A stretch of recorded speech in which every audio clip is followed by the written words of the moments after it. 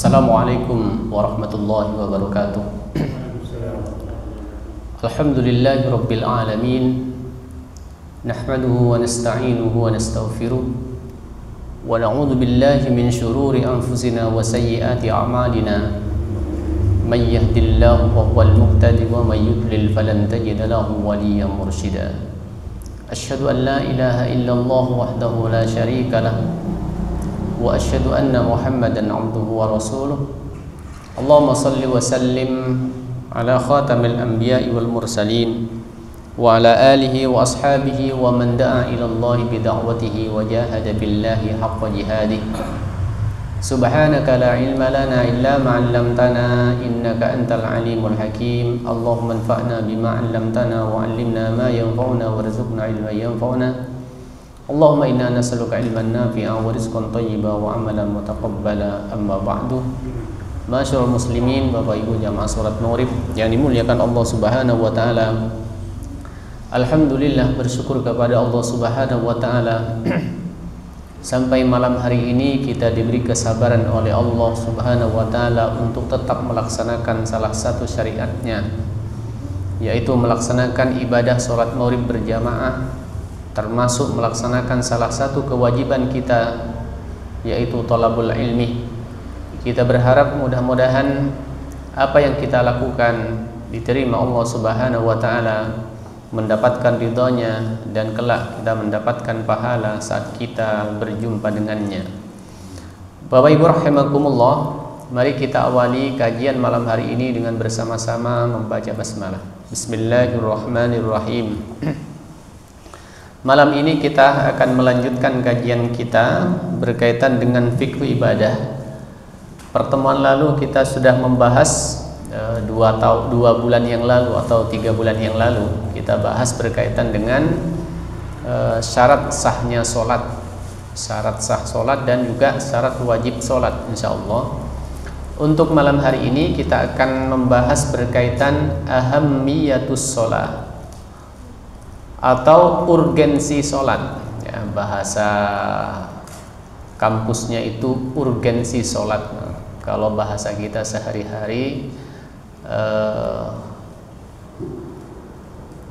kenapa kita melaksanakan sholat? Perlunya melaksanakan sholat, perlunya melaksanakan sholat.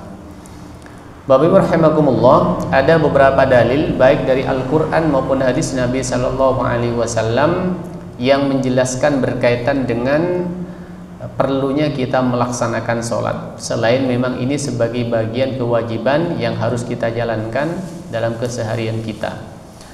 Bapak Ibu rahimakumullah, yang pertama dan ini tentu yang utama, bahwa sholat itu merupakan rukun Islam, yang tepatnya adalah rukun Islam yang kedua.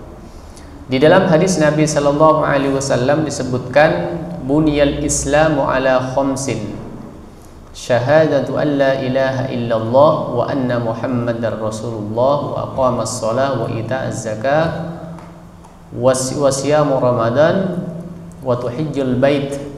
Kemudian ada tambahan yang lainnya, itu untuk yang terakhir, man istata'a ilaihi sabila, bahwa Islam ini dibangun atas 5 perkara atau kemudian disebut dengan rukun Islam. Nah, pertanyaannya, apa itu rukun? Kita mengenal banyak hal yang di dalamnya ada rukun. Ada rukun sholat, ada rukun wudhu, ada rukun iman, ada rukun Islam, dan lain sebagainya.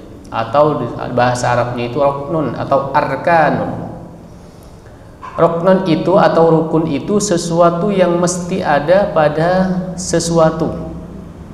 Misalnya ini rukun Islam, berarti yang harus ada pada diri seorang muslim, yang perlu dilakukan, bahkan yang wajib dilakukan oleh seorang muslim. Ketika kurang dari yang 5 itu, maka status sebagai muslimnya tidak cukup syarat, tidak cukup, ya, tidak cukup. Sama dengan ini rukun manusia, rukun manusia itu mesti ada kepala, ya, dan lain sebagainya. Kalau nggak ada kepalanya, maka tidak cukup syarat, ya, tidak cukup syarat. Maka disitulah kemudian ketika orang itu meninggalkan atau tidak melaksanakan sholat, maka sama sebenarnya tidak bersyahadat ya. Karena pertama kan syahadat, 2 sholat, 3 zakat, dan puasa haji ya. Ketika seseorang dengan sengaja tidak melaksanakan salah satunya, maka sama ketika dia meninggalkan beberapa yang lainnya ya. Kalaupun orang itu kan di awal telah melakukan atau telah membaca 2 kalimat syahadat sebagai pintu gerbang masuk ke dalam agama Islam, tapi ketika membaca syahadat kemudian dia tidak sholat, ini persoalan, ini masalah temenan Islam itu ya. Karena sholat itu bagian dari rukun. Kemudian sholat itu merupakan penghubung ya, media penghubung antara seorang hamba dengan Tuhannya, atau antara manusia dengan Allah Subhanahu wa Ta'ala. Di dalam salah satu hadis Nabi Shallallahu Alaihi Wasallam yang diriwayatkan oleh Imam Bukhari rahimahullah, yang menyampaikan sesungguhnya seseorang dari kamu jika sedang sholat berarti dia sedang bermunajat, berbisik dengan Tuhannya, atau di istilah lainnya itu mi'rajul muslimin. Sholat itu sebagai mi'rajnya. Jadi kalau kita sholat itu ibaratnya kita ini sedang berkomunikasi dengan Allah Subhanahu wa Ta'ala.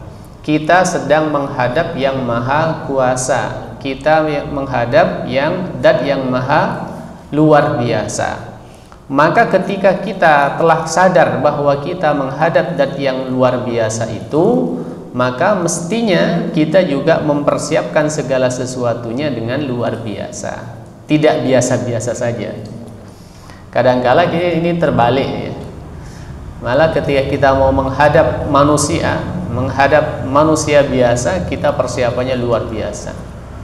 Misalnya mau ke manten gitu ya, mau mau menghadap Pak Wali Kota, mau menghadap Pak Camat dan lain sebagainya. Biasanya pakaian kita kan luar biasa ya persiapannya.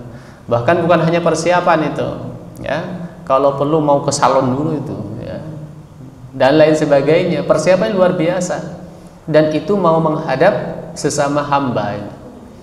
Sedangkan sholat ini menghadap Allah Subhanahu wa Ta'ala. Nah kadangkala manusia, bahkan mungkin kita juga ya, ketika mau menghadap Allah kemudian dengan apa adanya, pakaiannya ya apa adanya, kadangkala ya tidak terlalu wangi atau bahkan nggak wangi sama sekali yang digunakan. Ini tentu salah satu sikap yang perlu untuk kita tingkatkan. Bagaimana ketika mau sholat diupayakan kita minimal mengambil pakaian yang layak lah. Karena ada itu sholat itu pakai kaos oblong ya ada ya. Pakai kaos kampanye ya ada itu. Nanti kalau sudah musim-musim kampanye kan banyak kaos-kaos diobral itu ya, sampai mau sholat pun dipakai. Nah, Bapak Ibu rahimakumullah, karena itulah kita perlu untuk lebih meningkatkan. Kalau kita sudah mau menghadap Allah, semua apa yang ada pada diri kita persiapkan dengan baik. Kemudian sholat adalah penolong dalam segala urusan penting. Wasta'inu bis-sabri was-shalah. Jadikanlah sholat dan sabar itu sebagai penolongmu. Dan memang kita sudah berikrar juga bahwa satu-satunya penolong dalam kehidupan kita di surah Al-Fatihah itu iyyaka na'budu wa iyyaka nasta'in. Wa iyyaka nasta'in itu kan hanya kepadamu kami minta pertolongan. Dan minta pertolongan kepada Allah Subhanahu wa Ta'ala itu dengan media sholat, dengan sholat itu. Di sini disebutkan ada 2 sebenarnya syaratnya itu kalau kita minta sama Allah, sabar dan sholat. Sabar itu Bapak Ibu rahimakumullah, ini kan satu paket ya, satu paket sabar dan sholat untuk minta sesuatu sama Allah agar sesuatu itu diberi oleh Allah. Sabar itu identik dengan usaha yang maksimal ya, usaha yang maksimal. Usaha yang maksimal itu meliputi usaha fikirnya, memikirkan dengan serius, Yang kedua, usaha fisik, ya, usaha fisik yang maksimal, energinya memang terkuras untuk mau melakukan itu. Kemudian usaha dalam bentuk fikir, ya, zikir dan fikir, ya, tetap minta sama Allah Subhanahu wa taala secara maksimal. Bapak Ibu rahimakumullah, ini juga penting untuk terus kita pahami betul, karena kadangkala kita ini ketika butuh sesuatu itu justru mendahulukan yang lain dibanding Allah, ya. Kita ini kalau sakit yang paling pertama dipikirkan siapa? Dokter kan? Ya. Anak kita, anak cucu kita misalnya sakit, yang pertama kali terpikir apa? Dokter biasanya. Bagaimana anak biasa? Ya, mau sembuh, yang terpikir adalah dokter atau yang lainnya. Padahal media pertama seharusnya yang kita gunakan adalah minta sama Allah. Minta sama Allah, tetap nanti ikhtiar, ya. Kadang-kala kan kita ikhtiar tanpa ingat bahwa itu adalah ada fasilitas dari Allah. Dengan cara apa? Dengan cara sholat. Misalnya, dicoba aja nanti kalau kita butuh sesuatu sama Allah, kita langsung sholatnya 2 rakaat, ya, sholat sunnah. Jadi yang dimaksud sholat di sini bukan sholat wajib. Sholat wajib kan sudah jelas kita lakukan, ini sudah kita jelas lakukan setiap hari.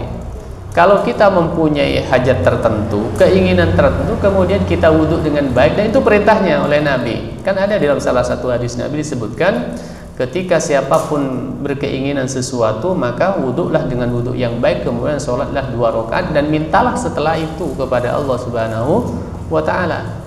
Minta sama Allah Subhanahu wa ta'ala. Sebenarnya di sini kan minta apa saja itu, minta apa saja, ya. Jadi kalau sudah diberi kesempatan semacam ini, kita maksimalkan. Apapun persoalan dalam kehidupan kita, maksimalkan kepada Allah ini. Laksanakan sholat. Punya hutang, sholat, ya nanti bisa Bapak tidak langsung turun, ini bayar hutangmu, tidak begitu. Allah akan memberikan cara kepada kita. Yang penting kita punya keyakinan juga, harus yakin bahwa Allah benar-benar menolong, Allah benar-benar akan membantu. Harus ada keyakinan di dalam diri kita. Sama dengan ini, beberapa doa misalnya yang sudah jelas diajarkan oleh Nabi.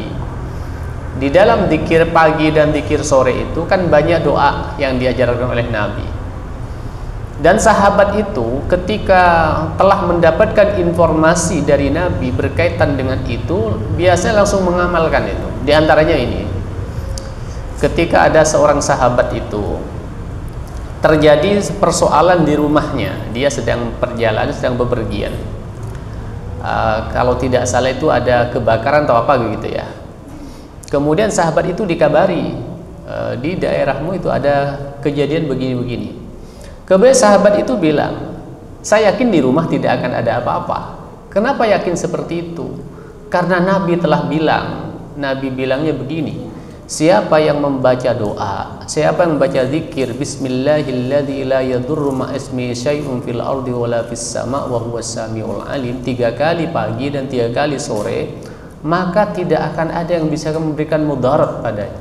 Saya yakin tidak ada yang bisa memberikan mudarat, katanya dia itu. Karena tadi pagi saya sudah membaca zikir itu dan memang tidak terjadi apa-apa.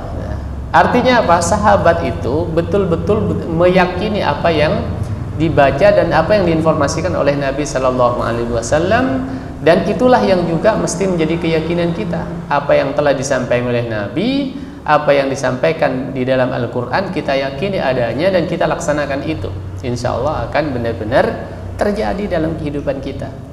Nah, termasuk ini sholat, dan jadikanlah sholat dan sabar dan sholat sebagai penolong. Selain kita ikhtiar, sholat kita 2 rakaat.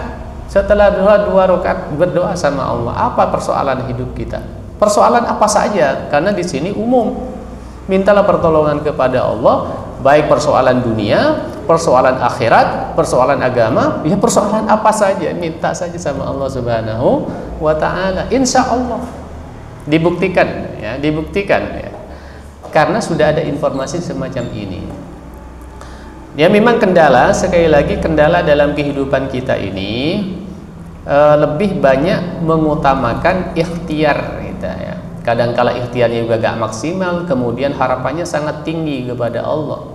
Ikhtiarnya sudah gak maksimal, kemudian tidak minta tolong dengan sholat itu, ya kan jarang. Kadang-kala kita semacam itu, harapannya tinggi sama Allah, ikhtiarnya biasa-biasa saja, kemudian tidak diikuti dengan minta pertolongan melalui media sholat itu. Karena itu kita manfaatkan betul ini, kan sudah diinformasikan oleh Al-Quran, kita manfaatkan ya. Dan banyak kisah-kisah menarik yang sudah dilaksanakan yang semacam ini, kisah-kisah yang inspiratif lah dalam kehidupan kita ketika seseorang itu mempunyai hajat tertentu. Termasuk ini dipraktekkan oleh Nabi Shallallahu Alaihi Wasallam dalam banyak kesempatan. Termasuk misalnya ketika menghadapi perang yang luar biasa, Nabi sholat itu, minta sama Allah di malam harinya, minta, dan khusus sholatnya itu, khusus minta itu ya. Nah itu kita juga perlu memanfaatkan media ini. Kemudian sholat adalah pencegah dari perbuatan maksiat dan kemungkaran. Dia surah Al-Ankabut ayat 45. Dan dirikanlah sholat karena sesungguhnya sholat itu bisa mencegah dari perbuatan keji dan perbuatan munkar. Inna sholata tanha anil fahsya'i wal munkar. Ini juga salah satu media agar kita ini dikawal oleh Allah Subhanahu wa taala perbuatan-perbuatan kita ya, perbuatan lisan dan seterusnya, agar tercegah dari hal-hal yang tidak diperkenankan oleh Allah Subhanahu wa taala. Maka setiap kita melaksanakan sholat ya, setiap waktu itu sebenarnya juga sarana untuk memperbaiki diri kita dengan segala sesuatu yang ada pada diri kita. Kemudian yang selanjutnya, sholat adalah cahaya bagi orang yang beriman dan memancar di dalam hatinya dan menyinari ketika di padang mahsyar pada hari kiamat. Di dalam salah satu hadis Nabi Shallallahu Alaihi Wasallam ada dengan kalimat as-sholatu nurun. Di dalam hadis yang agak panjang ini memang satu paket, ada beberapa, ada as-sabru diyaun, ada kemudian as-sholatu nurun. Di situ dijelaskan ada redaksi berbeda. Kalau sholat itu nurun, kalau sabar itu dia, kedua-duanya cahaya. Sabar itu cahaya, sholat itu cahaya. Hanya perbedaannya, kalau sabar itu disebut dia. Dia itu cahaya seperti cahaya matahari. Kalau nurun cahaya, tapi cahayanya seperti cahaya rembulan. Perbedaannya itu, kalau cahaya matahari itu diiringi dengan panas, cahayanya juga ada panasnya, itu dia namanya. Kalau nurun itu cahayanya tidak diiringi dengan panas seperti rembulan itu. Kedua-duanya ini adalah cahaya.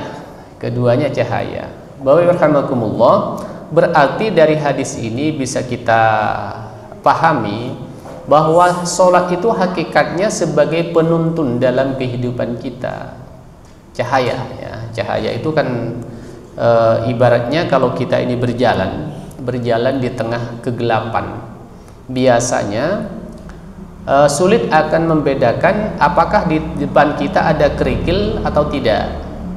Bahkan mungkin kita tidak bisa melihat ada jurang apa tidak di depan kita itu, kalau dengan jalan gelap gulita jalan itu.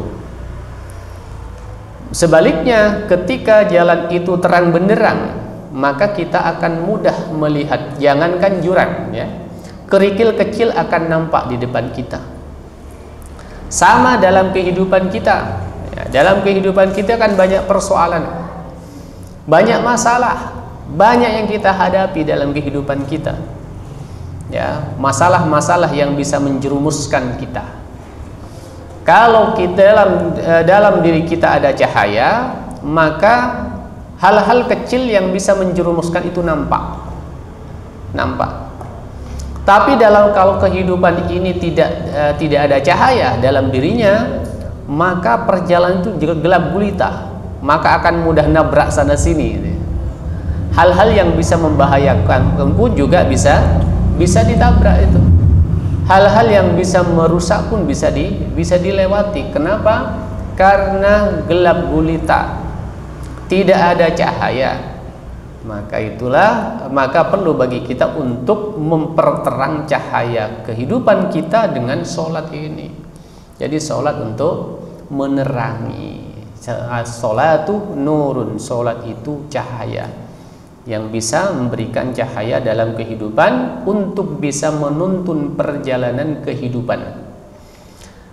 Kenapa perlu dituntun perjalanan kehidupan kita? Karena masa depan kita tidak ada yang tahu, termasuk di kita gak ada yang tahu. Yang tahu hanyalah Allah Subhanahu wa Ta'ala. Jangankan tahun depan, besok saya kita tidak ada yang tahu. Ya, besok lusa gak ada yang tahu apa yang terjadi. Kapan hari itu di daerah Sumpil, ya, itu ada anak masih muda ya, mungkin usianya masih sekitar 40 lah, sehat-sehatnya itu. Pada hari Jumat, ya, Jumat kemarin, setelah sholat Jumat apa begitu, itu meninggal dunia tanpa sakit terlebih dahulu. Tidak sakit, sebenarnya tidak ada keluhan sakit, tidak punya riwayat sakit yang mengkhawatirkan. Ya, memang hanya pernah ada sakit tertentu saja yang sebenarnya tidak terlalu mengkhawatirkan secara medis itu. Tapi kemudian setelah sholat Jumat kemudian ada keluhan begitu, meninggal. Itu artinya karena memang kita ini tidak tahu apa yang terjadi, ya, apa yang terjadi. Karena itu perlu dituntun, perlu ada penerangan dalam kehidupan kita. Maka Allah Subhanahu wa Ta'ala mengingatkan ketika akan melakukan sesuatu pun kita harus mengikut sertakan dengan kalimat insya Allah, ya, dengan kalimat insya Allah. Kalimatnya di Al-Kahfi itu kan disebutkan wala taqulanna li syai'in inni fa'ilun dzalika ghada illa ayyasha Allah. Ya.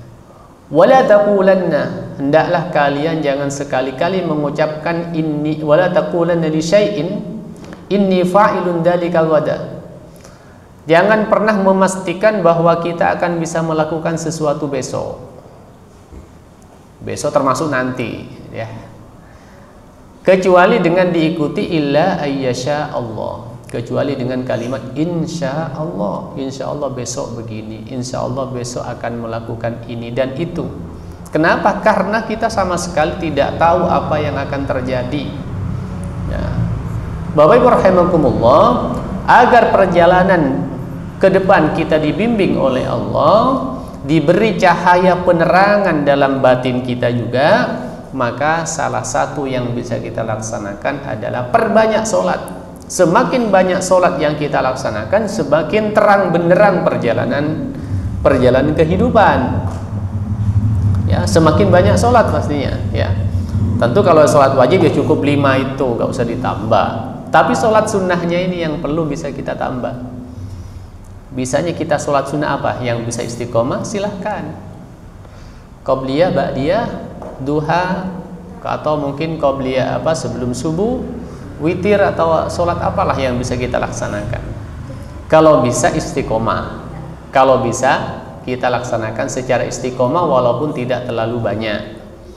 Misalnya duha bisanya 2 rakaat ya gak apa-apa, yang penting kalau bisa istiqomah.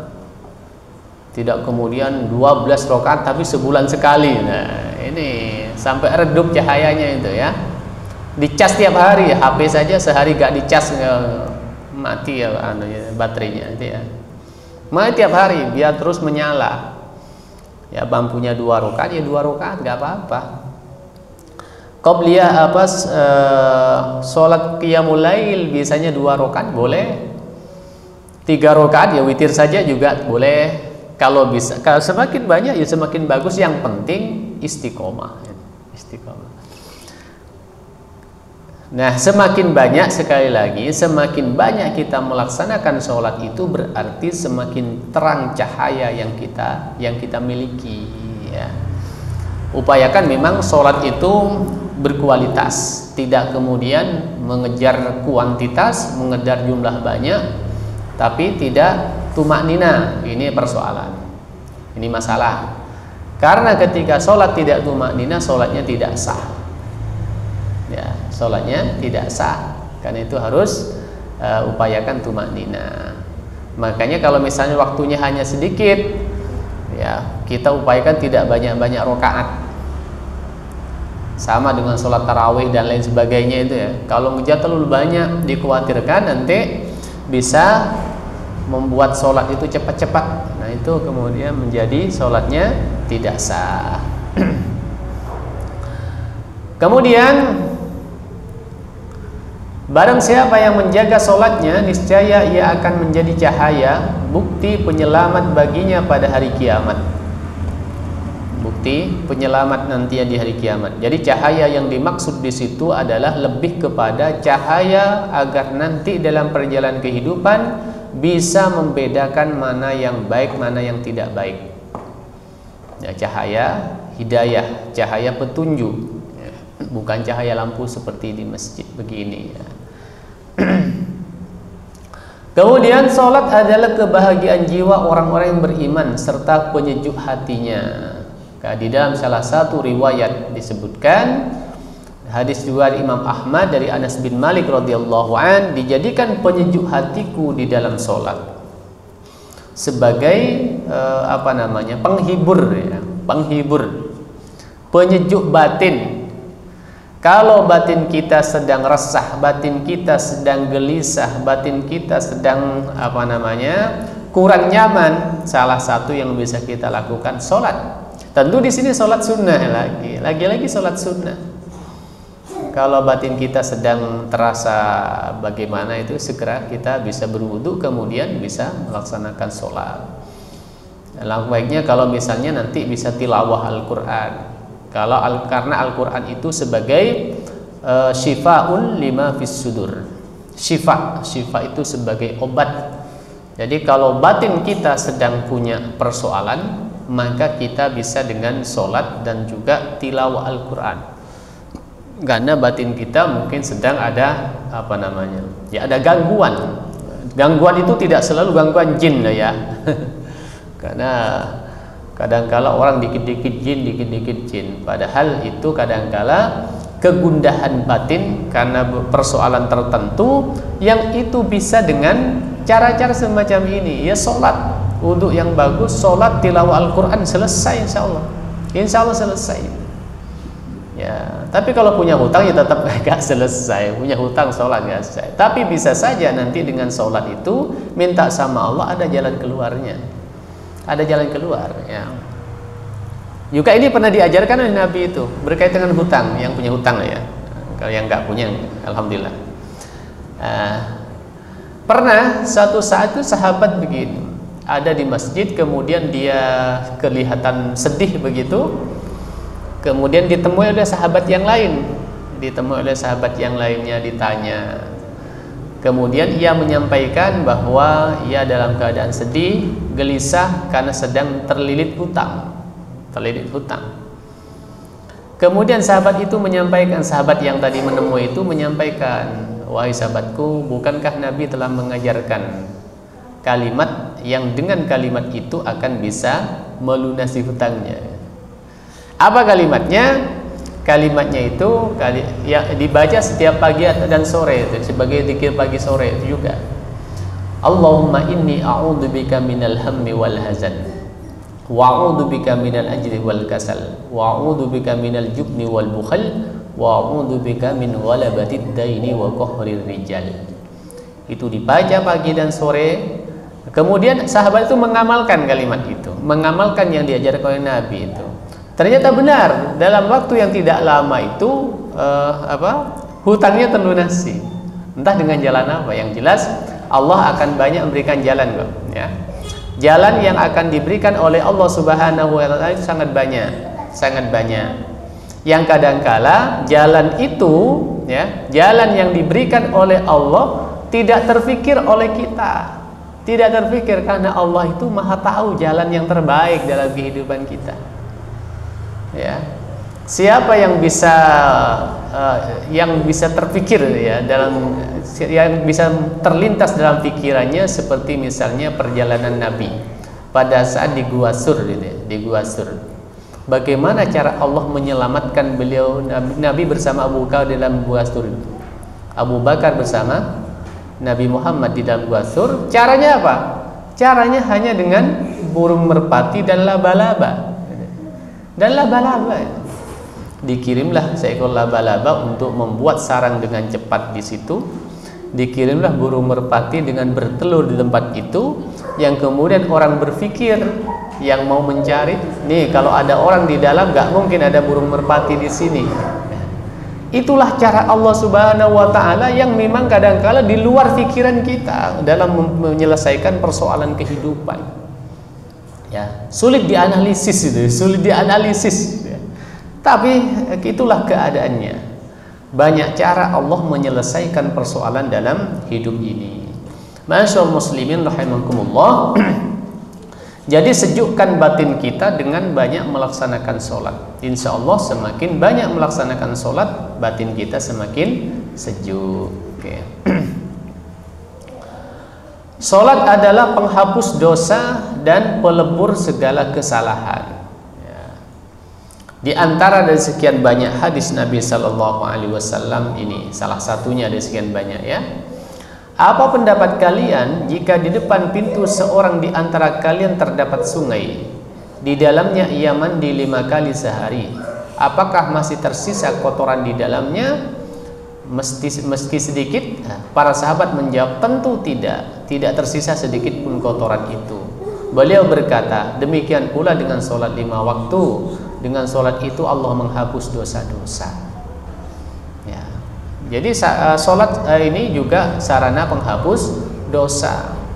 Masyaallah muslimin, pada saat pembahasan berkaitan dengan fadilah wudhu ya, dulu pernah kita bahas bahwa wudhu juga sarana penghapus dosa. Bahkan ketika wudhunya bagus dilaksanakan, kemudian Nabi menyampaikan bahwa perjalanan menuju masjid dan sholatnya itu nafilatan, sebagai tambahan. Artinya kalau seseorang wudhunya telah bagus, maka dosa-dosa itu telah terhapus dengan wudhu itu. Maka jalan menuju masjid termasuk sholat yang seharusnya juga penghapus sebagai sarana penghapus dosa, semuanya itu menjadi tambahan pahala. Kenapa? Karena dosanya sudah terhapus dengan wudhu tadi itu. Terus sholat ini kan penghapus dosa sholat itu. Tapi kalau sudah wudhunya bagus, dosa itu sudah terhapus dengan wudhu, sehingga sarana sholat itu sebagai sarana penambahan pahala saja, tambahan pahala untuk kita, nafilah.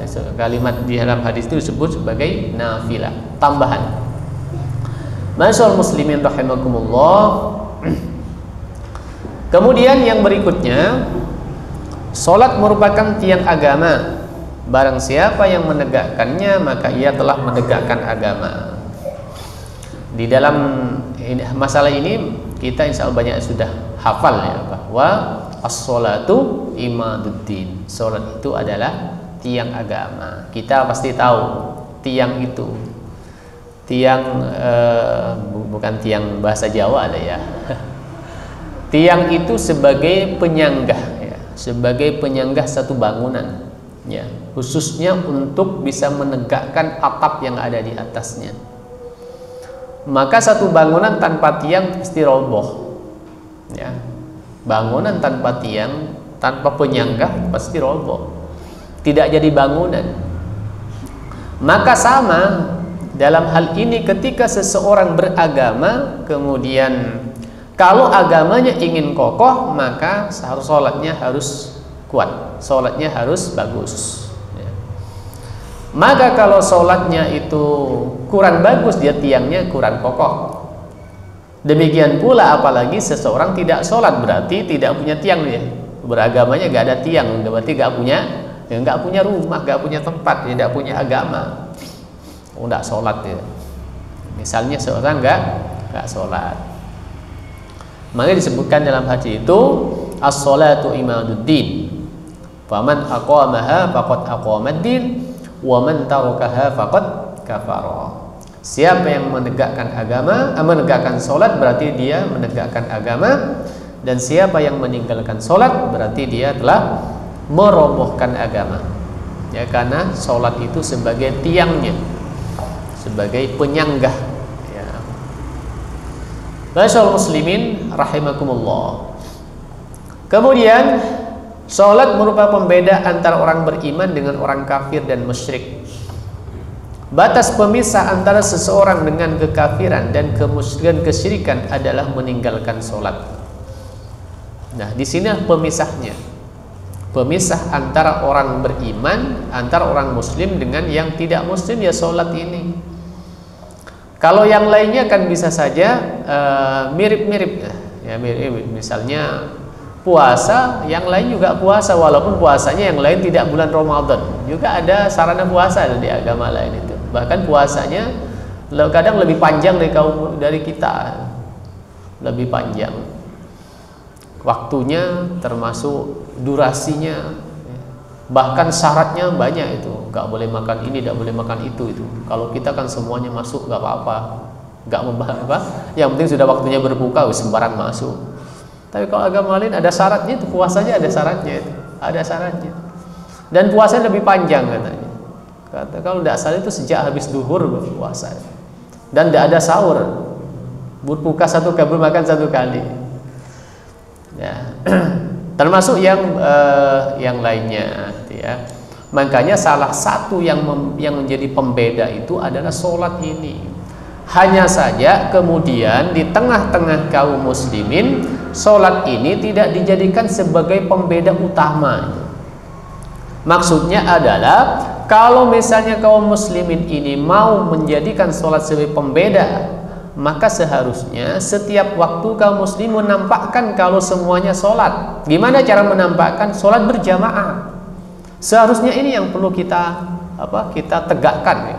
Bahwa di sini pembedanya. Kenapa perlu solat berjamaah? Karena itulah yang juga disebutkan di dalam Al-Quran, termasuk praktek Nabi. Nabi itu kalau sholat kan tidak pernah tanpa berjamaah, selalu berjamaah. Bahkan sekalipun sakit tetap berjamaah. Sahabat-sahabat sekalipun sakit tetap berjamaah. Bahkan disebutkan sekalipun dia tidak bisa jalan tetap dipapah ke masjid itu untuk sholat berjamaah. Kemudian nampak kalau kita laksanakan semacam ini, nampak perbedaannya. Kalau sekarang kan nggak terlalu nampak itu. Waktunya sholat ya sepi masjidnya ini. Sebenarnya orang muslimnya kemana? Sama-sama ngopi. Akhirnya jam-jam sholat itu tidak nampak perbedaannya. Yang sangat nampak Jumatan, ya. Jumatan sama sholat Id. Nah, sholat Id baru sangat nampak itu. Berbondong-bondong semua. Coba seperti itu sholat berjamaah setiap hari. Luar biasa. Ya, pembedanya sangat nampak kalau semacam itu. Sekarang ini kaum muslimin sendiri yang tidak menampakkan. Padahal kalau sholat, Bapak Ibu rahimakumullah, kalau sholat wajib itu harus ditampakkan kalau kita sholat. Beda dengan sholat sunnah. Ya, sesuatu yang sunnah memang lebih bagus rahasia. Tapi kalau yang wajib harus ditampakkan. Sholat harus ditampakkan. Gimana cara menampakkan? Sholat berjamaah. Makanya di dalam Al-Quran disebut fastashhidu bi annana muslimun. Persaksikan kalau kita sebagai muslim. Persaksikan. Makanya tidak ada istilah wah kalau nanti sholat berjamaah ke masjid takut riya. Siapa bilang begitu? Justru kalau kewajiban itu tampakkan, harus nampak. Biar apa? Semua orang tahu kalau kita muslim. Kalau kita muslim, orang harus tahu. Jangan sampai orang ragu itu muslim pandai ya gak pernah kelihatan sholat. Sholat di rumahnya tiap hari. Lalu siapa yang tahu terus? Siapa yang tahu seperti itu? Padahal kan disebutkan itu di dalam surat surah Al-Fath ayat 29. Muhammadur Rasulullah walladzina ma'ahu asyidda'u 'alal kuffari ruhama'u bainahum tarahum ruk'an sujjada. Itu jelas. Muhammadur Rasulullah, Muhammad itu adalah utusan Allah Subhanahu wa taala. Walladzina ma'ahu, dan orang-orang bersamanya di antaranya adalah tarohum ruk'an sujada. Mereka nampak, mereka terlihat rukuk dan sujud. Mereka kelihatan kalau mereka rukuk dan sujud. Apa makna kelihatan itu? Harus kelihatan. Gimana cara kelihatan? Ya harus di tempat umum. Ya sholat berjamaah kelihatan. Kalau di rumahnya siapa yang mau lihat? Kan tidak kelihatan kalau di rumah. Iya kalau ada orang kelihatan. Ya, kalau pas gak ada orang sendirian, siapa yang lihat di situ? Karena itulah kalau sholat itu perlihatkan sudah. Karena kewajiban. Ya, dan tidak seperti tidak mungkin lah waktu itu kewajiban kemudian riya. Kok kewajiban riya? Riya itu biasanya didapatkan oleh seseorang yang merasa amalnya itu lebih daripada yang lain. Itu biasa ada potensi riya. Kalau semuanya sudah pada melakukan, potensi riya itu sangat tipis, bahkan tidak ada, sama-sama punya. Sama dengan duniawi ini. Masalah duniawi itu orang yang berpotensi pamer itu ketika orang lain itu berasa tidak punya seperti itu. Kalau sama-sama punya, ngapain pamer juga? Seragam misalnya, semua sak kampung seragam, insya Allah nggak pamer seragam semuanya. Yang berpotensi pamer itu kalau dia punya baju khusus mahal banget misalnya, beli di mana begitu ya, ditempel harganya sekian juta, itu berpotensi itu pamer itu. Ya. Tapi kalau sama, bagaimana mau pamer sama? Itu namanya nggak ada kerjaan, ya nggak ada kerjaan. Sama dengan kewajiban, wong semua sudah melaksanakan. Masyaallah muslimin rahimakumullah. Nah, ini yang perlu untuk kita dukung betul agar pembeda ini benar-benar nampak di tengah-tengah masyarakat. Kita muslim ya, berarti yang tidak melaksanakan sholat itu berarti kan bukan muslim itu.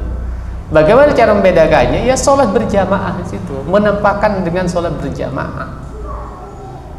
Nah, ini yang mungkin sampai hari ini belum benar-benar berhasil kita ini untuk memakmurkan menampakkan yang semacam ini. Di daerah tertentu itu sudah juga berhasil, banyak berhasil sekarang itu di daerah-daerah tertentu, sampai kalau subuh itu luar biasa, istilahnya itu undangan sholat subuh berjamaah, dan sebab itu sudah banyak berjalan itu, bahkan sampai ke jalan-jalan itu kan sering dapat videonya itu kalau di Jogokarian itu ya.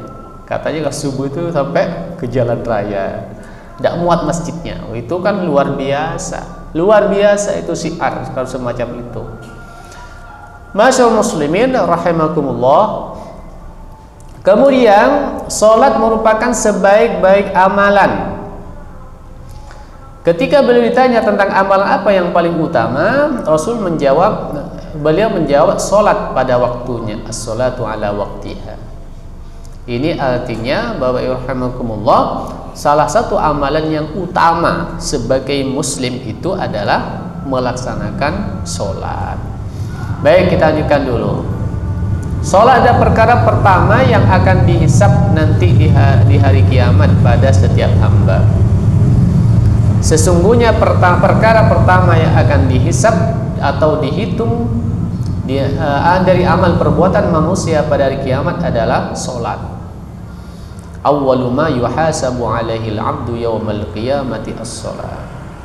Bahkan di kalimat berikutnya itu, idza saluhat saluha sa'iru amali wa idza fasadat fasada sa'iru amali. Nanti yang pertama kali dihisab sholat. Kalau sholat, pemeriksaan sholat baik, maka amal yang lainnya baik. Tapi kalau sholatnya tidak baik, maka amal yang lainnya tidak baik. Berarti sholat itu juga dijadikan sebagai parameter, sebagai standarisasi amal seseorang. Baiknya untuk melihat dalam kehidupan ini pun juga salah satu standarnya itu. Kita lihat sholatnya. Ini nanti misalnya butuh pegawai atau apa itu ya. Ini salah satu sholatnya jadi ukuran itu. Ini sholat tepat waktu apa tidak. Nah, termasuk yang mau cari mantu gitu ya. Kalau mau cari mantu cukup sederhana ukurannya itu. Tanya saja, sekarang waktu subuh jam berapa ya? Pas main pertama ke rumahnya misalnya, tanya ke calonnya itu. Kalau dia tahu jam subuh berarti dia memang bangun subuh-subuh ya. Kalau sudah biasa bangun subuh, insya Allah sholat berjamaah subuh gitu ya. Kalau subuh sudah bisa berjamaah, insya Allah sholat yang lainnya bisa berjamaah. Kalau sholat yang lainnya berjamaah, insya Allah itu orang bertanggung jawab minimal karena itu dia sebagai standar. Kalau dengan sholatnya saja lupa, ya, dengan Allah saja lupa, ya dikhawatirkan nanti urusan yang lainnya dilupakan. Allah saja dilupakan, yang memberi segalanya dilupakan, apalagi yang lainnya, ya. Kekhawatirannya begitu. Masyaallah muslimin rahimakumullah. Terakhir. Ini jika nanti dilaksanakan secara berjamaah, bahwa sholat berjamaah, sholat itu bisa mempererat ukhuwah Islamiyah, termasuk silaturahim kita, memperkuat ikatan batin antara satu dengan yang lain. Ketika kita sudah berjamaah setiap hari, ya, akan ada ikatan batin di antara kita. Apalagi setelah sholat ada momen-momen kumpul begitu ya, itu akan mempererat batin. Makanya ketika misalnya kok tidak kelihatan ya si A ini, biasanya akan muncul pertanyaan begitu. Nah, masyaallah muslimin rahimakumullah, karena itulah mari kita jadikan ibadah sholat ini sebagai bagian terpenting dalam kehidupan kita, agar kehidupan kita diarahkan oleh Allah Subhanahu wa taala. Tentu kalau Allah sudah mengarahkan, pasti perjalanan kehidupan kita di arah yang terbaik, dan itu harapan kita semuanya. Bahkan bukan hanya dalam kehidupan ini, tapi juga setelah kehidupan nanti. Baik Bapak Ibu rahimakumullah, saya kira itu yang bisa kita bahas karena sudah Isya. Jadi kalau misalnya ada pertanyaan bisa setelah Isya, setelah salat Isya. Kurang lebihnya mohon maaf. Kita akhiri dengan khutbah majelis. Subhanakallahumma wa bihamdika asyhadu an la ilaha illa anta astaghfiruka wa atubu ilaik. Nasrun minallahi fathun qarib wa basyiril mu'minin. Assalamualaikum warahmatullahi wabarakatuh.